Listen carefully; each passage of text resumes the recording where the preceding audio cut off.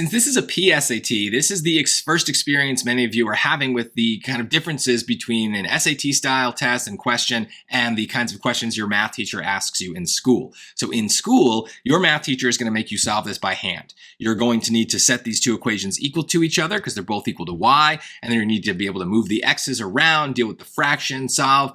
No. We're not doing any of that.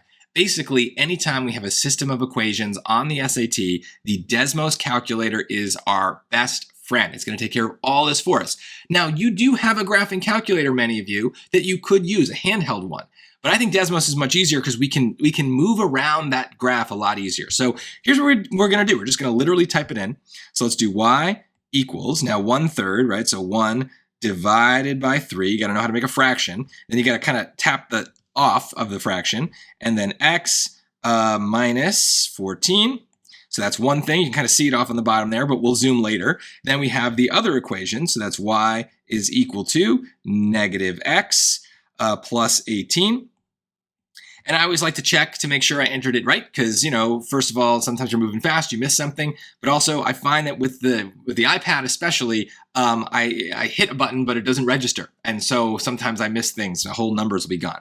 But there you go. 1/3 x minus 14 looks good. Negative x plus 18 looks good. I can kind of see both lingering off in the corner. So now we're going to scroll, and that's what we're looking for, the point of intersection. You can tap it, and you're going to get it. So that's going to be 24 negative 6. And then what do they want from us? What is the value of x? X is 24. That's it. This is mindless. And that's what we want for two reasons. One, if we start doing a bunch of algebra, we might make a mistake. And then since there's no choices here, we might not even notice that we've made a mistake. And then we're getting something wrong that we totally could have gotten right. So we need to make sure we get stuff like this right. No exceptions.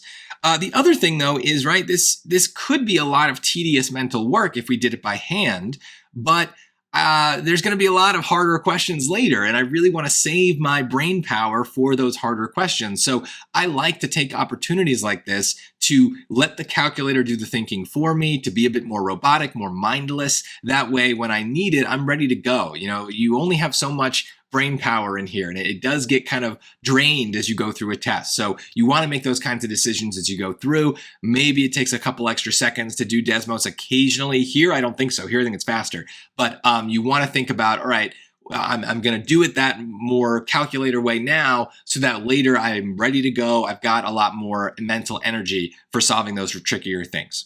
So hopefully that makes sense. Many of you might have had trouble with this simply because you did not know that Desmos did that, and that is why you should make sure you study for the PSAT a little bit, because there's some stuff that's really simple to incorporate into your process that will save you a lot of points and a lot of stress.